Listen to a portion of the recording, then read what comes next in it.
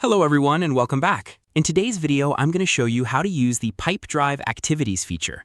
Activities help you schedule tasks, track follow-ups, and manage important actions related to your deals and contacts. So, let's get started. First, open Pipedrive and sign in to your account. From the left sidebar, click Activities. Here, you can view all your upcoming tasks, meetings, calls, and reminders in one place. To create a new activity, click Add Activity. Choose the activity type, such as call, meeting, task, email, or another custom activity.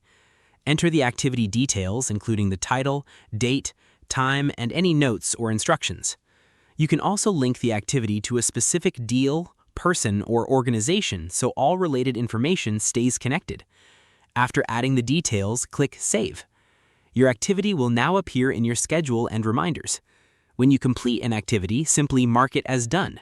This helps keep your sales process organized and ensures you never miss important follow-ups.